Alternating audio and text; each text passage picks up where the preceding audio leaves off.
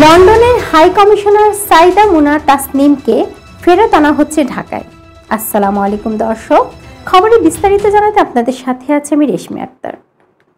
যুক্তরাজ্যে প্রায় 6 বছর ধরে বাংলাদেশের হাই কমিশনারের দায়িত্ব পালনকারী সাইদা মুনা তাসনিমকে ঢাকায় ফিরিয়ে আনা হচ্ছে। অন্তর্বর্তী সরকার দায়িত্ব নেওয়ার পর প্রশাসনের রদবদলের অংশ হিসেবে ওই পেশাদার ওই কূটনীতিককে ঢাকায় বদলি করা হয়েছে। আজ রোববার পররাষ্ট্র মন্ত্রণালয়ের মহাপরিচালক প্রশাসন মোহাম্মদ নাজমুল হক স্বাক্ষরিত এক দাপ্তরিক আদেশে সাইদা মুনা তাসনিমকে লন্ডনের দায়িত্বভার ত্যাগ করে অনতিবিলম্বে ঢাকায় ফিরতে বলা হয়েছে।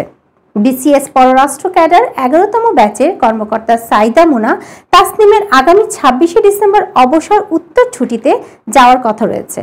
রেওয়াজ অনুযায়ী সাধারণ একজন কূটনীতিক কোনো মিশনে 3 বছর রাষ্ট্রদূতের দায়িত্ব পালন করে থাকেন।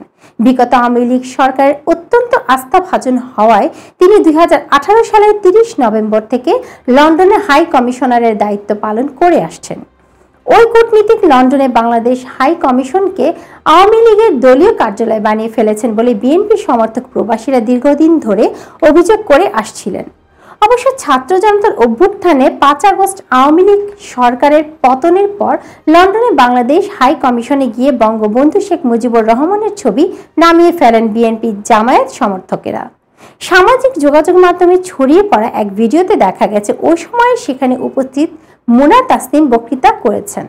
এরপরও পেশাদারত্বকে ছাপিয়ে আওয়ামী লীগের প্রতি তার বাড়তি আনুগত্যের অভিযোগ বিএনপি সহ প্রবাসীরা ভোলেননি।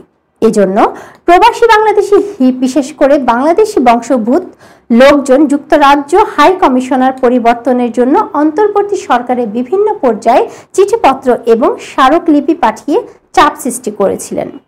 এডিএস বাই সাইদা মুনা তাসনিম লন্ডনের হাই কমিশনারের নিয়োগ পাওয়ার আগে থাইল্যান্ডে বাংলাদেশের রাষ্ট্রদূত হিসেবে দায়িত্ব পালন করেন।